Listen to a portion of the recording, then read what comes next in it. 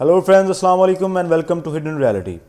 दोस्तों, जब हम कुरान पाक को पढ़ते हैं तो हमें एक कौम जिसका नाम याजूज माजूज है, इस कौम का जिक्र कुरान करीम में मिलता है।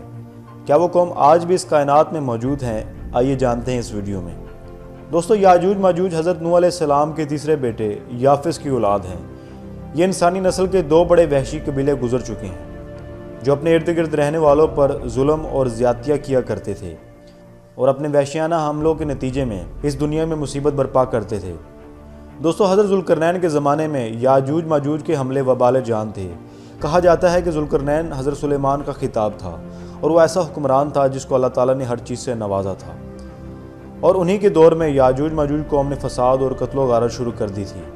वो जहाँ भी जाते थे हर तरफ कत्लो गारत और फसाद फैलाते थे, जिसकी वजह से इस दौर की हर कौम उनसे खौफ और वहशत में मुबतला रहती थी। और दोस्तों, इसी तरह एक दफ़ा ज़ुल्करनैन, जो कि उस वक्त का बादशाह था, जब अपनी शुमाली मुहिम के दौरान पहाड़ों के दरमियान पहुँचे तो वहाँ उन्हें एक ऐसी कौम मिली जिनकी ज़ुबान नाकाबिल फ़हम थी, यानी कि ना समझी जाने वाली थी। तहम जब तर्जुमान ने उनके ज़रिए गुफ्तगू की तो उन्होंने अर्ज़ किया कि याजूज माजूज इस सरज़मीन पर आते हैं और फसाद फैलाते हैं, लिहाजा आप हमारे और उनके दरमियान एक दीवार तामीर कर दें। और फिर ज़ुल्करनैन ने ऐसा ही किया। उन्होंने इस कौम और याजूज माजूज के दरमियान एक दीवार कायम कर दी जो कि लोहे और पिघले हुए तांबे से बनाई गई थी, जिससे वक्ती तौर पर याजूज माजूज का फितना दब गया।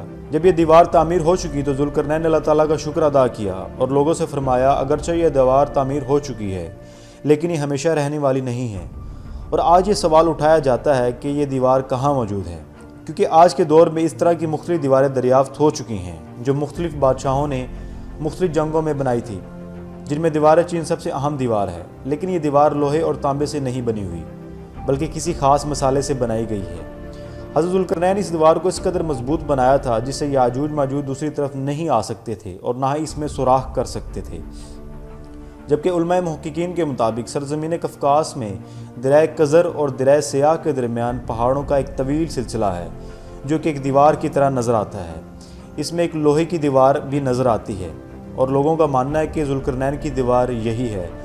एक हदीस में आता है कि नबी करीम सल्लल्लाहु अलैहि वसल्लम ने फरमाया कि याजूज माजूज हर रोज़ इस दीवार को खोदते हैं और फिर कल पर छोड़ देते हैं, लेकिन जब अल्लाह की मशियात इनके खरूज की होगी तो वो फिर कहेंगे कि कल इंशाल्लाह इसको खोदेंगे और फिर दूसरे दिन वो इसमें से निकलने में कामयाब हो जाएंगे और फिर क़यामत की बयान करदा निशानियों में कि वो इस ज़मीन पर फसाद फैलाएंगे, यानी कि इंसानों को भी खाने से परहेज़ नहीं करेंगे।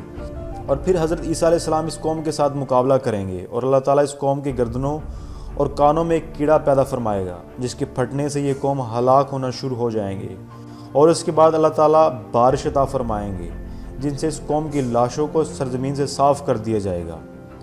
लेकिन ये हकीकत है कि इस कायनात में कहीं ना कहीं आज भी याजूज माजूज कौम मौजूद है जो कि अल्लाह ताला के हुक्म से क़यामत के नज़दीक नमूदार होंगे और उस दुनिया में वहशियाना कत्लो गारत का बाज़ार सरगर्म करेंगे। और बेशक दोस्तों, अल्लाह ताला बेहतर जानने वाला है। तो दोस्तों, उम्मीद करता हूँ कि आपको ये वीडियो पसंद आई होगी। अगर तो आपको ये मेरी वीडियो पसंद आई हो तो प्लीज़ मेरे चैनल को सब्सक्राइब करेगा। अपना बहुत सारा ख्याल रखिएगा। तब तक के लिए अल्लाह हाफिज़।